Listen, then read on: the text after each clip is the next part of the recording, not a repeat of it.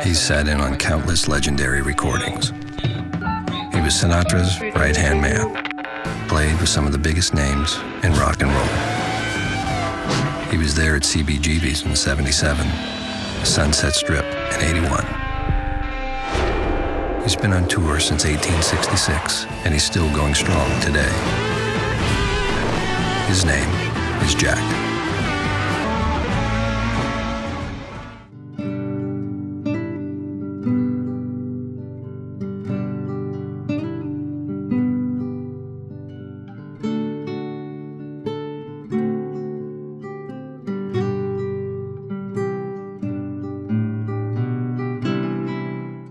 So I think before I begin off speaking about the upcoming exhibition and what ideas inform it the most, I think the overriding theme for me as an observer is the fact that representation politics is very important for this show, right?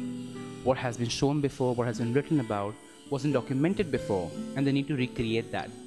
Why do you think that's so important in present-day political climate in our country to be able to understand that perspective? The exact representation itself, it's the nature of representation itself that's being questioned through the show in a way. When you look at archive, history textbooks, even the idea of the map itself that makes claims to the absolute, that idea is being deflated. And carrying on, I'm just looking at the multiplicity of mediums in the works available. We are looking at watercolor, we're looking at collage, we're looking at video, we're looking at so many other voices and mediums of voices. For you as a curator, does that also represent various modes or perspectives as well in the choice of their own medium, in terms of choice of the material? Definitely. These things are relative to the work itself and what the artist wants to say and the technique, the skill. It's relative to that and not really to the concept of the show. It's a contemporary art exhibition and there are going to be overlaps and a lot of media. Were there certain problems you faced while curating the exhibition?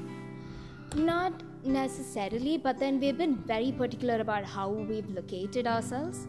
So like I mentioned earlier, this show is very conscious of the fact that it is not a complete overview of everything that is happening in this region in terms of political. And it's also really tricky because these regions do have histories of, I don't know, border disputes and colonization, ethnic conflicts, communal, yes, exactly. So we're not looking at dealing with those head on, and especially a lot of these are media generated narratives that we are familiar with already. So here the task of the artist or the aesthetic, the role of the aesthetic is something else.